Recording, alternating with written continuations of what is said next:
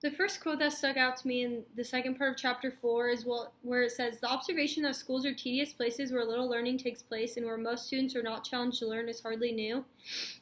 I was completely withdrawn with that quote because I feel like the reason that we think schools are such a tedious place anymore is because we focus learning so much on our standardized testing. It's like the teacher teaches a lesson and then you're expected to pass that on the standardized test, which I don't think that is how it should be. I think teachers need to instead take a different approach and more of the right approach. And for example, make the learning that obviously they're going to need to know for the standardized test, because we can't get away with not taking the standardized test, but make the learning that we're doing for that fun and engaging, something that the students still want to do. For example, for science in 7th grade, I remember this game was just a simple basketball hoop game. You need a trash can, a foam basketball, that's it. And the teacher would ask a science question that was going to be on the test, and we would answer. If you answered it right, you could pick to shoot from the 5, the 10, or the 15-point range. And that was just a way to really reach out to those competitive students or the sportsy students that liked doing that stuff, because that way they could remember when it came test time. It's like, oh, I remember that game we played, and I remember the answer now. And we just need to stop putting so much pressure on the standardized testing, because honestly, that's not what students are going to remember in life. It's the life lessons that they're going to remember. And so as teachers, that leads me into my next point about talking about how teaching takes place best in when students are involved with the issues they perceive as vital. And I kind of took that as issues that are going on in the news. No matter what age you're teaching your students, they're going to see the news. They're going to hear their parents talk. And as a teacher, you just need to address those things instead of letting there just be an elephant in the room.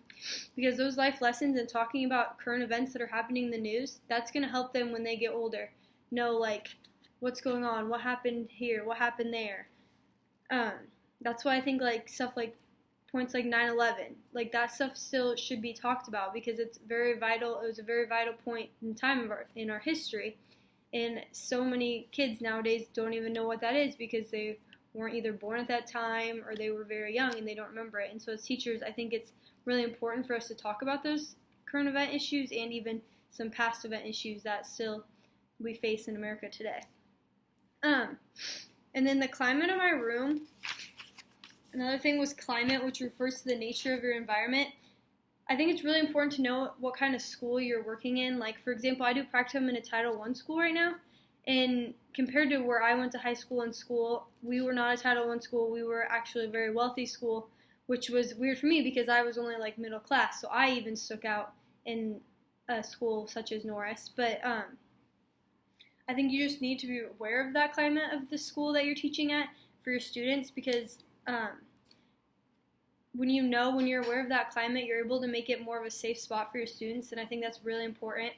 I know that I want my students to feel comfortable being able to talk to me about what they need to talk about, not only in school but outside of school, because we never know what issues they might be facing at home or in the background in their lives.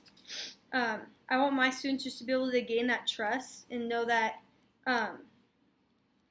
then I want to be able to gain that trust with them. For example, that article we read about Katrina, where that teacher was kind of putting that little boy on the spot after he had just been through Hurricane Katrina and a horrific event, and obviously that teacher didn't know exactly the traumatic stuff he went through.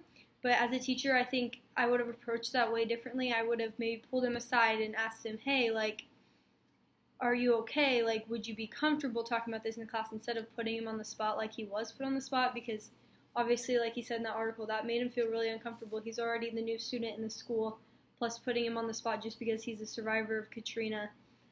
You just got to make sure you're aware of what your students are going through before you try to put them on the spot like that. You just need to gain their trust. I think that's really important as a teacher. And then also the discipline policy. When we watched that video about the school to prison pipeline, I had no idea of this. I never heard of the school to prison pipeline before this video, but it was really eye-opening, because in a way that's completely true. I remember in high school students getting suspended for stuff that 10 years ago they would never have gotten suspended for, or getting kicked out of class because they have dress code.